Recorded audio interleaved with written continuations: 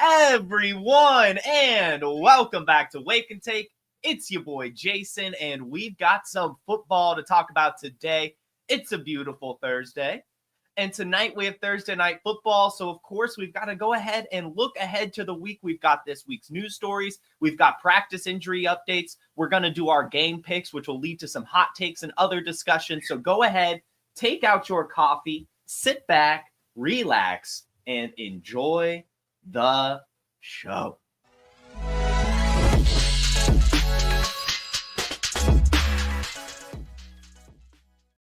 Oh yeah, good morning everyone. Our producer Dustin in the chat, best ball on call, Ryan, Lucas, and Ryan. Yeah, yesterday one of our top comments on yesterday's episode was, dude, change your shirt. I said, I'll do better than just change my shirt. I'm putting on a damn suit. I'm doing it. Today is a new day on Wake and Take. A new dawn is upon us as we are dressing for the job we want, not the job we have. Wake and Take's going crazy, guys. We're hitting ESPN soon enough. Got the whole suit going. Anyway, guys, we've got a lot of stuff to talk about today. Not really. We've got stuff to talk about today. And we want to start with the NFL news, as there's a couple stories that happened this week that I think are noteworthy. We'll start with the Jets. The Jets, of course, have fired their general manager. This is a move we expected and a move we wanted, a move that has been desired by, I'm sure, plenty of New Jersey faithful. Just not a good GM. And we kind of talked about it. They were putting all their eggs in the basket because they knew their job was on the line, right? Like, hey, I'm sitting here. I've got a bad football team. What do? I'm going to bring in an old quarterback to try to win a Super Bowl. Okay, he gets injured. What do? Maybe I try to help the offensive line, maybe just a little bit, and then I'll also spend all my resources to get another old receiver that he's used to, and maybe that'll help me win a Super Bowl. But no, instead of just kind of, I don't know, putting on your reading glasses and looking at this depth chart, looking at this roster, looking at what this team's history is, the division. Even, I mean, like, this isn't even the third best. At this point, it's not even the third best team in the AFC East. I think we might all agree that even the Patriots are better than this football team. And so it makes sense that the general manager's been fired. It's a move that we've been seeing coming all along.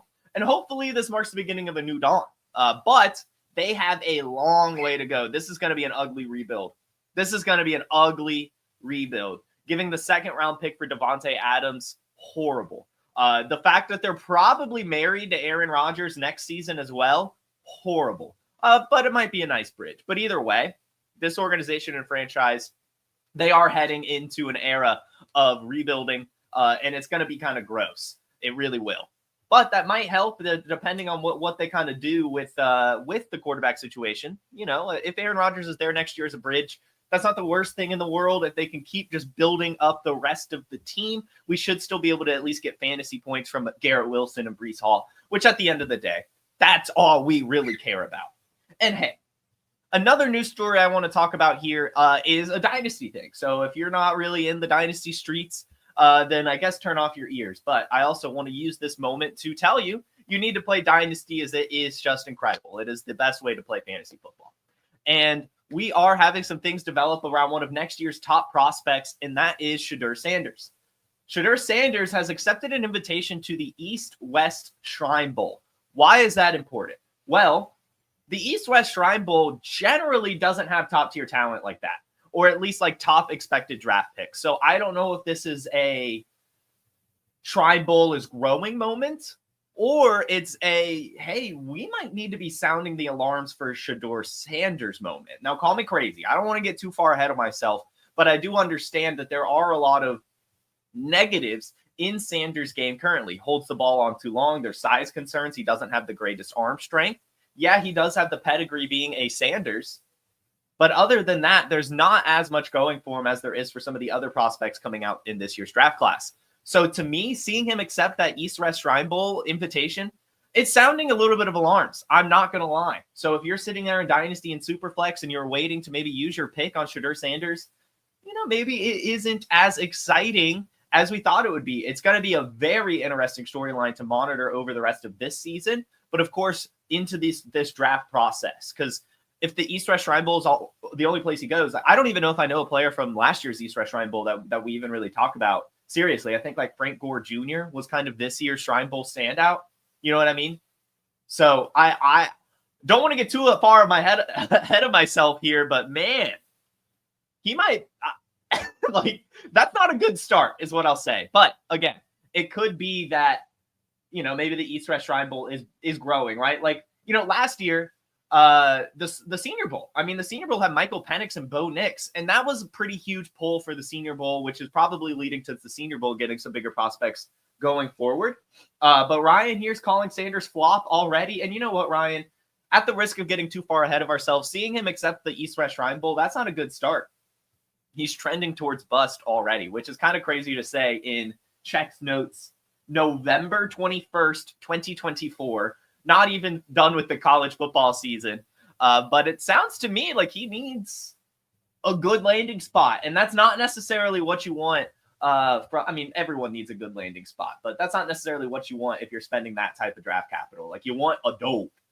And, well, going to the Shrine Bowl doesn't really help. But we'll see. We'll see. Again, we don't want to get too far ahead of ourselves, but I just really, really wanted to note that because I saw it. And it kind of just made me go, question mark? The Shrine Bowl? Shedeur Sanders, potential top 10 pick to the Shrine Bowl? That's a little concerning to me. It sounds that they really do want to work on some of his fundamentals at a camp, which we'll see. Producer Dustin does put out a good note. It sounds like a lot of the Colorado receivers will be going there. So it sounds like potentially he could just be going there because he has a connection with his receivers and wants to help his receivers, which would be very, very selfless of him, which would be very, very cool. So again, we don't want to get too far ahead of ourselves. It's just interesting to note as we start to kind of transition into dynasty perspective that one of this year's top prospects is going to the smallest of kind of the pre-draft events. So that is the news. And as we do on Thursdays, or try to do on Thursdays, we've been kind of missing it the last couple of weeks. We like to look at the injury updates. And why do we like to look at it on Thursday when generally that's too early? Because you can never be too early when it comes to our fantasy football teams. You just never can. And yes, on Thursday, there's only going to be one practice. And in some cases, no practices for the Monday night team. But still, seeing limiteds, seeing fulls, seeing skips, you can put that into perspective and then monitor it throughout the rest of the week. And we here at Wake and Take, we're the early birds. We get that worm and we look at the injuries early. Even if it's Thursday, even if there's only one day. So let's get on into it. We're going to go team by team. And I recommend bookmarking this tab, ESPN.com/NFL/injuries. It's frequently updated with all the practice updates. And soon enough, also had a meeting with Player Profiler Top Brass yesterday. And we are working on getting the injuries tab added to player pages as well at some point. That's probably, in the works, but look for Player Profiler to have some more injury data coming at some point within the next year as well. But for now, just go to ESPN. It is really nice. You get all the practice updates updated. I'm pretty sure they have like some API with the NFL or something because it's almost immediate that this thing gets updated, and it's a really sick website. So anyway, Arizona Cardinals. And we're just going to talk offense. In fact, we're really only going to talk offense that we care about. Like I see here that Amari DiMercado was limited, but do we really care? So the Falcons, they're on bye. We don't really care. The Ravens, nothing too fancy, actually. It looks like on the offensive side of the ball, it looks like only defense. Buffalo, I believe they're on a bye week. The Panthers, Adam Thielen has been medically cleared to play, and he has been practicing this week. So it looks like he'll probably be playing this week for the first time in a few weeks, which is awesome news. We have seen Adam Thielen have a decent bit of success with Bryce Young last year. One of his favorite targets. Now, that's not going to be as much the case this year. There's not as much volume to go around as we know now. I mean, Jatavian Sanders gets the ball. Xavier Legette gets the ball. Jalen Coker's getting some targets. But Adam Thielen should get something as well upon his return. And if he's available, and I would say deeper still, I don't mind taking a swing on him in full PPR just to see what happens. I mean, I think he's still probably a lock for 6 to 7 targets a game. Over under 5 slant routes from Dustin. That's a great one. I mean, probably more routes. We'll see about catches. But yeah, Adam Thielen looking like he's going to return this week. If he's available in, I would say a deeper league, like 12 minimum, I would probably say, like, I don't know if I really want him in my 10 teams, 8 teams, but 12 minimum. And even then, that's probably a deeper 12. My 14 teamers, for sure, get some Thielen. Moving on to the Bears, DeAndre Swift did not practice on Wednesday due to a groin injury. This is very, very interesting to note, as this wasn't even noticed on, after the game. This seems to have just randomly popped up post-game, which is very concerning. Not practicing on a Wednesday due to a groin injury. Again, only Wednesday. So, of course, he has Thursday, Friday, Saturday to pick up some limited to maybe even a full. But as of right now, I would say pick the hell up out of Roschon Johnson. If DeAndre Swift is out, Roschon Johnson is more than a bell cow. I mean, literally more than a bell cow. There was no one else. At least that's noteworthy. And Roschon Johnson can do it all. That's always been the bull case as it pertains to Roschon Johnson, is he has the size to be a bruiser and fill in the kind of change of pace, short yardage, goal line carries. But if DeAndre Swift went down, Roschon Johnson also has hands. He's very, very good out of the backfield. So keep your eye on DeAndre Swift throughout the week and go ahead and pick up Roschon Johnson. The Bengals, I believe, are on a bye. The Browns, based on this, also looks like a bye. The Cowboys,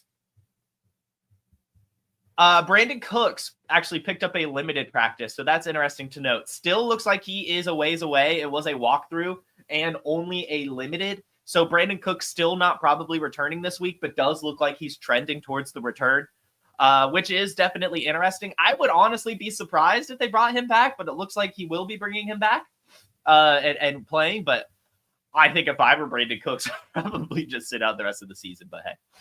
CeeDee Lamb limited, but we saw him suit up last week, so we're probably fine. And then Jake Ferguson with his concussion did not practice on Wednesday, so it makes it even more difficult for him to be able to clear concussion protocol, missing a practice. So keep your eye on him today. If he doesn't practice at all today, then go ahead and get what's his face? Luke Schoonmaker. And you're right about the Browns. Sorry. It just has everyone listed as out, which is generally what it does for bye weeks, but that's because they play tonight. And they played the Steelers tonight. And I'm totally aware of that. Got lost in the moment. Anyway, the Cowboys. Jake Ferguson, Brandon Cooks, CeeDee Lamb. Those are the people to keep your eye on. CeeDee Lamb probably fine. Jake Ferguson not practicing with his concussion, so make sure you scoop up Schoonmaker and tight end premium. And Brandon Cooks still not returning, but is practicing. Broncos, no one of note. Lions, no one of note. Packers, Josh Jacobs limited. This has kind of been the same thing that has been, affecting him all season, really, but especially over the past couple weeks. He was able to play this week. He's probably fine. With that being said, though, Marshawn Lloyd has been placed on the NFI list with appendicitis. So Emmanuel Wilson is the handcuff in Green Bay. We started making that shift on this week's waivers or last week's waiver episode where Emmanuel Wilson's the backup you want. If he's available, you got to get him, especially with Josh Jacobs continuously playing through injuries. That's not sustainable, especially as we get to colder weather. Emmanuel Wilson is a must roster going forward. Houston Texans, nothing. Colts, nothing. Jaguars, nothing.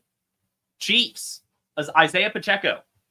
Isaiah Pacheco was limited in practice on Wednesday, looking like he will be able to return this week, which is incredible news for the Chiefs, incredible news for Isaiah Pacheco. They have taken their time with this injury, so he should be at least 85, maybe 90% upon return. I'm not really going to shy away from starting him at all. I would almost say get whatever you can for Kareem Hunt right now, right this moment. I think that some people may still want to buy Kareem Hunt, thinking that he could get some opportunity as they ease Pacheco back in.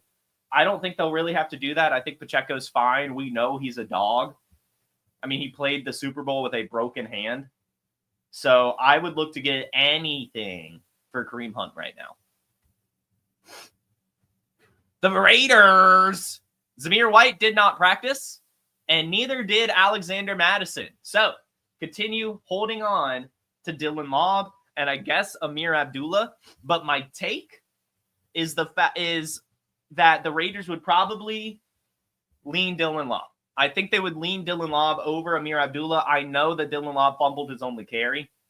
But I think we would see similar to what we saw in Buffalo with Ray Davis, where the one further on the depth chart actually gets elevated for game day action for some reason, right? Like they're just better in that role, right? Amir Abdullah is someone you can trust with a few touches here and there, a role player, but he can't handle a true amount of volume. I think Dylan Lobb can with his youth and his profile where he excels as a pass catcher.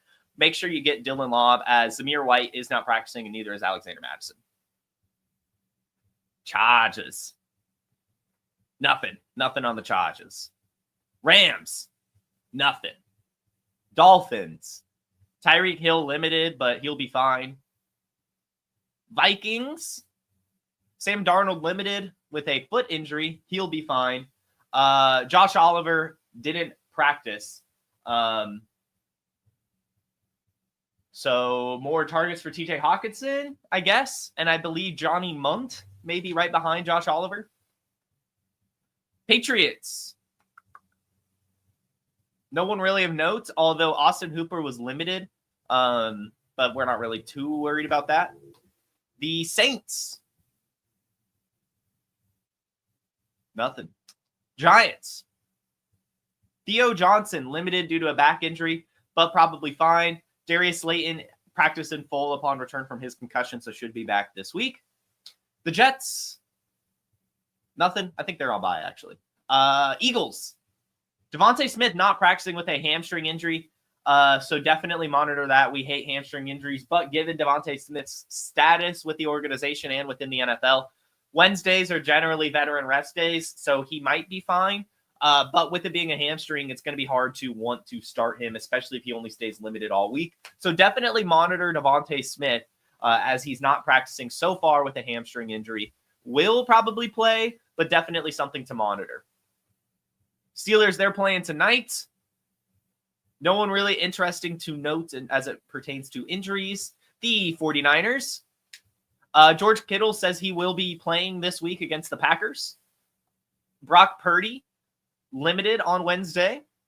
Jacob Cowing, limited as well, but we don't, care too much. So really just keep your eye on George Kittle. He says he's going to playing through a hamstring injury, so maybe he won't get too much volume.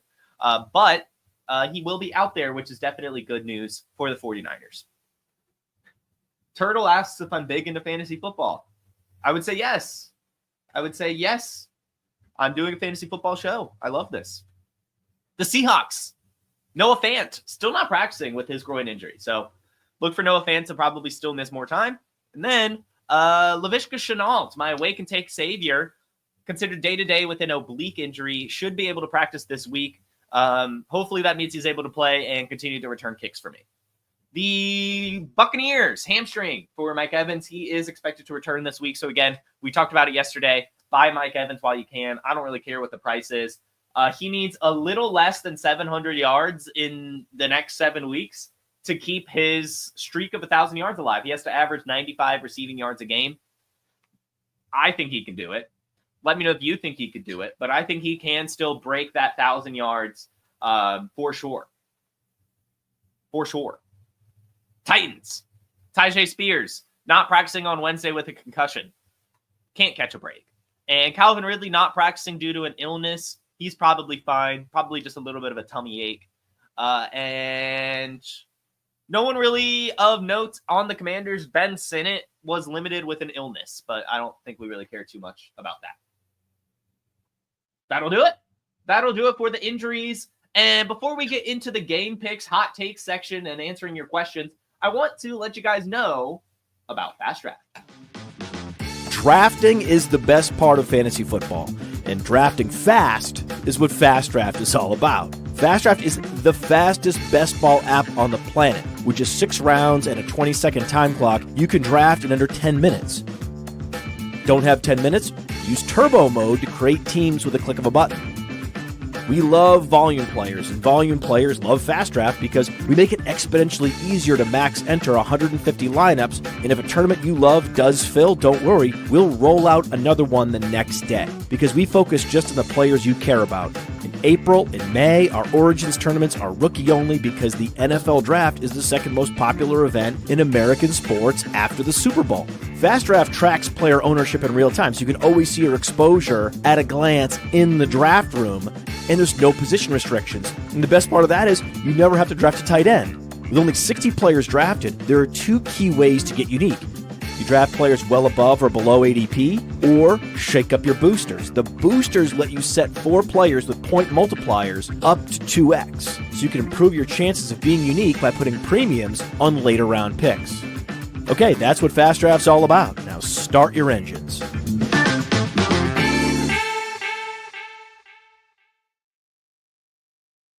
Guys, I didn't mean to have that up already. Guys, I can't recommend Fast Draft enough.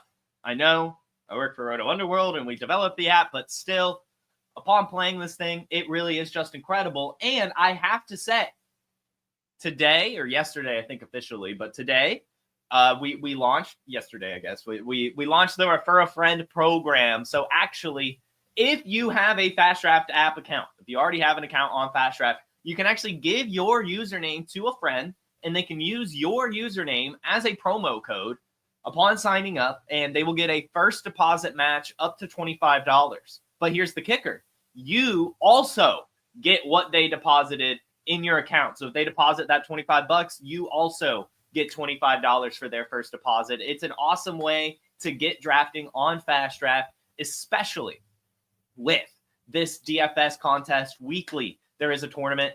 The first one last week, we almost filled it over 90% full. So this week we'll definitely fill it. Get drafting on Fast Draft. Do it today. And my username, Billy Joel Fan 87 for a first deposit match up to $25. And you could also, once you make an account, give your username to your friends. So, guys, I see a lot of questions, but before we get to those, I do want to go ahead and do some game picks, talk about these games and all that stuff, and then we'll answer your questions. So, without further ado, let's get right on into it. Let me do this one.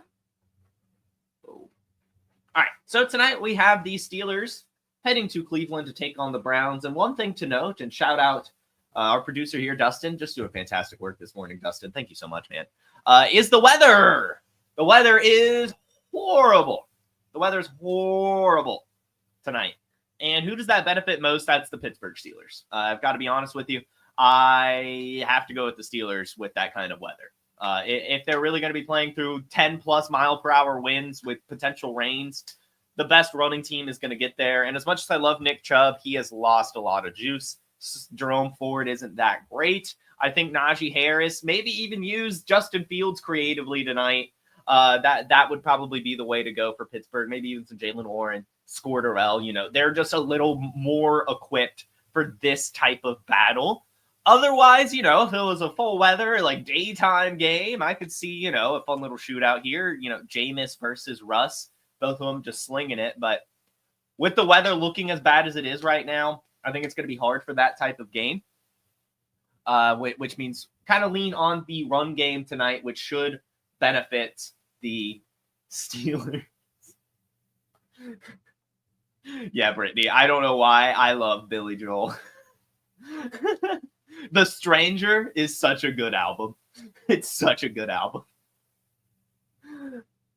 Anyway, with Cleveland being a passing team now, I just don't think this game's going to be that beneficial for them, unfortunately, which leads us to, of course, Sunday slate. And the Vikings are heading to Chicago to take on the Bears. They are actually favored by 3.5 points. And I'm curious here, Vegas is expecting a 39-point total. I want to say that it could go over the 39-point total. I would take the over on that.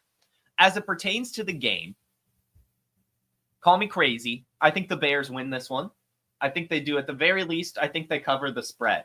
We saw this week Caleb Williams look a little bit better. He started scrambling a little bit more. Rome Odunze got more involved. I think this team is finding their identity. And I think the Vikings defense is one that they could actually, I know it's a tough defense, but the holes in the defense actually kind of benefit the Bears, the kind of scrambling, the pass game, all the different receivers. And especially if DeAndre Swift is looking banged up, the best part of the Vikings defense is their run defense. And it looks like they're probably not really going to be able to rely on that in this game anyway. So I think the Bears are going to pull off a shocking upset here. Caleb Williams, I'm going to call it right now, 3 tutties, 1 on the ground, 2 in the air. Rome Odunze catches one of them. That's our hot take for this one. Chicago Bears beat the Vikings off the heels of a Caleb Williams 3-touchdown game. One of them on the ground and one of them to Rome Odunze. Let's go, Da Bears. Should be a fun game, though. I'm going to call the over on the 39. Lions heading to the Colts, favored by 7.5. God, the Lions are so good right now. I see that 7.5, and I'm like, damn. That seems pretty high, especially with Anthony Richardson looking pretty good last week. But I'm going to go ahead and say this. I would not be shocked if Anthony Richardson looks bad this week. It's just the fantasy football space and community. It's so fickle. And I just think it would be so hilarious if we spend all season essentially roasting Anthony Richardson. And then he has this one good game and everyone again now is, oh, Anthony Richardson's the top 10 dynasty QB again. And then he's going to come out against the Lions and stink it up. Less than 50% completions, maybe 1 touchdown. That's like a broken play to Alec Pierce. And the Lions win by 20. That's my prediction for this game. I know that seems mean to the Colts, but that just feels exactly like what's going to happen here as we give up on Anthony Richardson. We get back on him after one performance, and then he reminds us like, oh yeah, he's inconsistent, which is fine. You're allowed to be inconsistent in the NFL. We just have to accept that and realize that as fantasy gamers. Maybe a good Jonathan Taylor game, though. Let's hope for a good Jonathan Taylor game. But on the Lions, I'm calling a Jameson Williams touchdown, and I'm calling they will cover that 7.5, and I think Anthony Richardson's going to look poor. The Dolphins hosting the Patriots, favored by 7. And you know what's funny is the Patriots always lose in Miami, but generally they do it like right at the beginning of the season. I think now in November, they lose that kind of home field advantage that they normally have in Miami. And I just think that the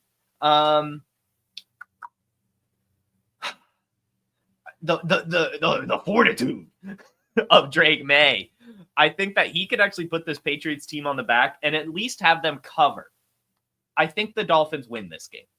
And that's the beauty of the Drake May experience in New England, is he keeps these games close, shows just enough, but loses, so they still get a high draft pick. And that's incredible. The Patriots fans have to be loving it. And I think they will be able to go into Miami, keep the game close, still lose, but it should be a fun one. And I'm calling this, remember it when it happens, Tyreek Hill, 200 yards, 2 touchdowns. I've been saying it for the past few weeks. Tyreek Hill is a sleeping giant. We are fading him way, way, way too much. With Tua back, it's only a matter of time before we see the spike week. And what better time than a divisional matchup at home with a piss-poor defense that the Patriots have. Tyreek Hill, monster performance this week against the Patriots. Fire him up. The Patriots still keep it close, though. I want to make that point. But the Dolphins win. Tyreek Hill, huge game. Drake May, awesome, but still loses. Buccaneers, heading to the Giants, favored by 5.5. Easy. I don't know if the Giants will score a touchdown. I'm going to be honest here. I do not know if the Giants score a touchdown. I do not trust Tommy DeVito. And I've got to be honest, going up against this Tampa defense coming out of the bye, I think it's going to be very tough for Tommy DeVito to do anything against this Buccaneers team, who now can kind of breathe a sigh of relief, right? The Falcons started the season off so well, undefeated in the division, and then lose 2 straight against subpar opponents. Now the division is wide open again. As they head into the second half of the season, coming out of the bye week with Mike Evans back, the Buccaneers are fired up. They are going to dismantle this Giants team. Even Malik Neighbors struggles in this one. It's going to be very, very tough. The Buccaneers should win this one. And I'm going to go ahead and say it as well. Mike Evans has 100 yards and a touchdown. Again, Mike Evans needs to average 95 yards a game for the rest of the season to keep his streak alive. I think that is an easy task without Chris Godwin for him. We're calling that he keeps the streak alive, and it starts this week with 100 yards and a touchdown against the Giants. And Happy Hudson, you ask an excellent question. Does Mike Evans coming back unlock McMillan? And we talked about this on the waiver episode. I think so. I just think in general, Mike Evans unlocks the entire Buccaneers offense, right? Just the fact that they will be, better. There'll be a better offense. That just unlocks everyone else. And I do think that Jalen McMillan will be unlocked with Mike Evans back. So I did recommend picking him up, and I recommend picking up Sterling Shepard as well, as I think the Buccaneers will go on a little bit of tear rest of season, beginning this week with they're going to dismantle. I think they win by like 20. Commanders hosting the Cowboys, favored by 10.5. That's a huge spread. Good Lord. I just can't in good conscience say that gets covered. I know that it's the Commanders and they're playing well, and I know it's the Cowboys, but say what you want about the Cowboys. Cooper Rush is still kind of slinging it. Kind of, he's throwing the ball like 50 times. CeeDee Lamb's still there. And this Washington defense isn't that good. I think that they could cover 10 points. Do they lose by 10? Sure. But 11 plus, I don't know. I think that they could cover this one. This is getting close. I think the Commanders obviously win by a wide margin. But I think I wouldn't be surprised if the Cowboys actually end up covering this one just because the Commanders defense isn't that good. But either way, Jaden Daniels' monster performance. In fact, as I'm looking at this, I'm going to go ahead and say you need to have Jaden Daniels as your DFS quarterback this week. I think that he's going to be a big part of it. I don't know what wide receiver is going to catch these touchdowns, but Jaden Daniels is going to go crazy in this one. Chiefs heading to Carolina, favored by 11, and this is another one. Again, say what you want about the Kansas City Chiefs and how good they are and how many wins they're getting. They're still finding themselves in very, very close contests. And I know that the Panthers are bad, but I think at home they could cover 11 points to the Chiefs. We saw Bryce Young heading into the bye week win 2 straight games and actually build some confidence. Adam Thielen might be back this week. I think there's just enough to cover that spread for the Panthers. And I think the Chiefs obviously win it. Let's call it, you know what? A field goal. Let's call it the Chiefs win by a field goal. This is a perfect game for them to get Isaiah Pacheco back, which is great. They'll be able to run the ball with him. And yeah, I just think the Panthers can cover that 11. Texans hosting the Titans, favored by 8.5. I would love to say that if the Texans have actually been good this year, but to me, it looks like Vegas still thinks the Texans are the Texans of last year. And the Titans have shown some signs of life over the last couple of weeks. I think they can cover that 8.5. The Texans will win at home, but I don't know if they can win by 8.5 or more. Nico Collins should have a huge game. I think this is the Nico Collins game we were hoping for last week upon his return. And yeah, well, actually, this should be a close game. The Titans defense is actually pretty damn good. I'm taking away my Nico Collins take and saying that this is a Tony Pollard, Joe Mixon game. It's just a battle of those guys, really. The secondaries kind of stunt each other in terms of the passing game, and it's going to come down to the run game. Texans still win it. Broncos heading to Vegas, favored by 5.5. And yeah, they can cover that. Easy peasy lemon squeezy. This Broncos team is really fun right now with Bo Nix. I think he gets 3 touchdowns in this one, continuing his Offensive Rookie of the Year campaign. It's still, of course, going to be Jaden Daniels, but Bo Nix will continue to push him as the season goes along, beating the Raiders in Las Vegas pretty handedly.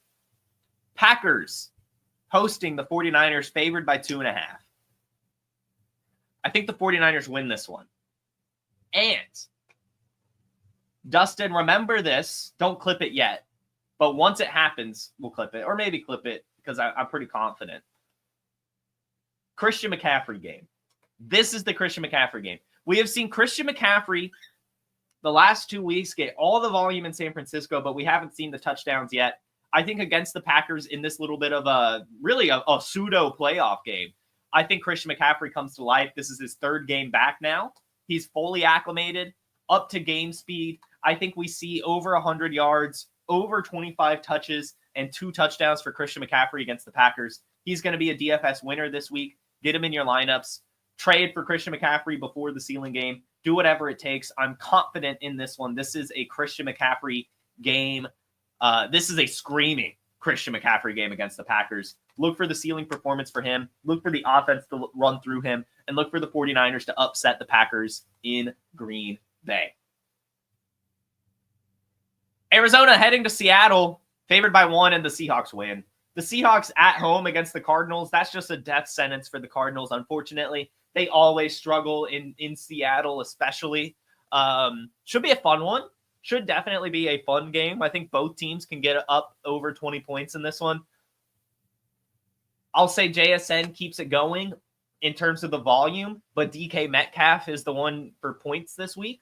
On Arizona, I think we see a good Trey McBride game and a quiet Marvin Harrison Jr. game. I think he kind of gets locked down by Tyreek Woolen, unfortunately. So Trey McBride is where Arizona is going to have to find some opportunity, and I guess him and James Conner.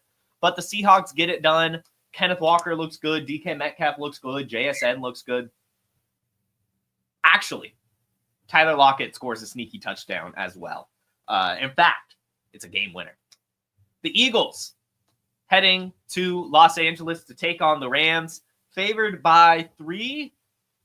And I'm actually going to give it to the Rams at home. Sunday Night Football. That is Matthew Stafford's territory. You cannot go in to that stadium and take that from Matthew Stafford in primetime, especially with both Puka Nacua and Cooper Kupp playing the way they are. This is an excellent game. This one's going to be fun. This is going to be like playoff football. Both Jalen Hurts and Matthew Stafford have a good game here. Even without Devontae Smith, it looks like. But Cooper Kupp, Puka Nacua, they get it done. Sorry, Mark. Mark's pissed. The resident Eagles fan is pissed. The Rams upset the Eagles on Sunday Night Football. Matthew Stafford over 300 yards and 3 touchdowns. What can I say? I don't make the rules. I just follow them. Puka or Nico, give me Puka. Baltimore heading to Los Angeles to take on the Chargers, and I do think the Ravens get back on track here.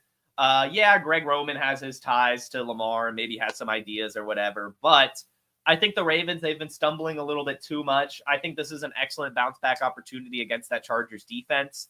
Should still be a fun, competitive game. I don't think it'll be necessarily that high scoring as much of these, as fun as these offenses are. I think it's definitely going to be like Lamar and Derrick Henry on the ground versus like J.K. Dobbins and Gus Edwards. I don't know why I feel that. I think this is going to be like a very classic football game when I look at it. And I do think the Ravens pick up the win in Los Angeles, getting back on track. And those are our picks and hot takes. Now let's answer some questions, and then we will get out of here.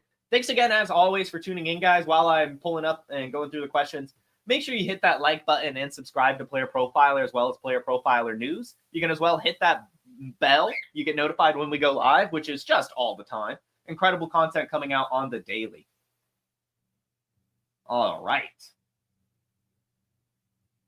Rainy or not, Charlene says, start your Steelers. I guess Russell Wilson has played in Seattle, as you said. Kind of used to it. You're right, Ryan. Marshawn Lloyd just cannot catch a break. It is disappointing. Would I trade A.J. Brown and Rashad Bateman for JSN and Drake May? If this is Superflex, yes. If this is Superflex, Joe, I am smashing that and running to the bank. That is an insane trade if it's Superflex. Even in single quarterback, I think it's probably pretty close if you need a quarterback. All right, you are offered Bijan Robinson and Tank Dell. You would have to give up Aaron Jones, Malik Neighbors, and Evan Ingram. It's full PPR. I don't think that's enough. Unfortunately, it's very, very close. And I guess, Evan, it's ultimately going to come down to your roster build. If you need running back and you'd rather have Bijan over Neighbors, that's fine. But generally, when I look at it from just a normal perspective, you would rather have the young, elite wide receiver in Dynasty.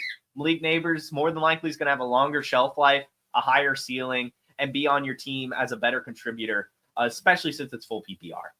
I know Bijan Robinson's a stud, but Malik Neighbors in Dynasty is just someone you've got to hold on to. I know it's going to be tough the next few weeks with Tommy DeVito at the helm, but I don't think this is enough. And I'm even a Falcons fan, I'm the Bijan guy here. but it's just tough for me to want to move on for Neighbors for Bijan. Who do I prefer rest of season, Jaden Daniels or Herbert? Probably still Jaden. Jaden Daniels with that rushing floor. I know it's kind of switched over the last few weeks. Jaden Daniels slowing down, Justin Herbert heating up, but you still got to go with the Konami code. All right, Zay Flowers or Tyreek Hill? Not Tyreek Hill. As we talked about, actually, this is kind of funny. I talked about it. I called the Tyreek Hill game on my hot take section and even said that I felt like the Ravens-Chargers game would come down to the run game. I think it's going to be a slow, methodical type football game, which could help Zay Flowers. It could. But I'm really feeling that Tyreek Hill ceiling game. Would I trade Derrick Henry for Devon Achane? I mean, if it's dynasty a million times over, yes. It's a keeper league. If I keep Henry, I lose my first-round pick. If you keep Achane, you'd lose your ninth-round pick. Easy. Yeah, dude, go get Devon Achane and, yeah, just lose your ninth-round pick. Easy stuff, Turtle. Najee or Tracy in the flex. I want to say Tracy, but I'm just really not sure how this Giants offense is going to look. And with the weather looking the way it does in Pittsburgh tonight, or Cleveland tonight, I think that they will have to lean on Najee Harris a little bit more. So in terms of a floor play, I think it's Najee. I do still think Tyrone Tracy can get there, especially in PPR. I mean, they're going to be playing from behind, so he's probably going to get some catches out of the backfield. But it's looking like the Steelers are going to have to rely on their run a decent bit tonight. So I think you could go with Najee. It's close, though. I don't think you could go wrong either way. You need a one-and-done tight end. Laporta, Hunter, Henry, Jonnu Smith, Mark Andrews, Zach Ertz. Probably just go with Laporta. I know, right? Like, he's been disappointing all season, but look, man, you drafted Laporta. If it's a one-and-done, you got to rely on him, man. You got to. Should I start Geno Smith or Matthew Stafford this week? Matthew Stafford. Would you rather trade Tony Pollard or Javonte Williams? I would rather trade Javonte Williams away. Would you rather have Jonathan Taylor or Tyrone Tracy this week? Jonathan Taylor.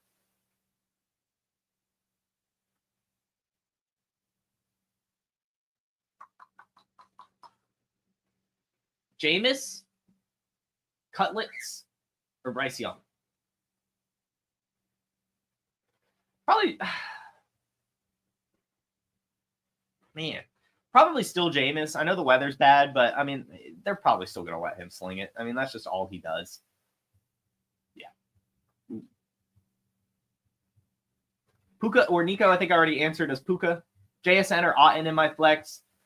Probably JSN. I don't think Otton is as locked on or locked in with Mike Evans back.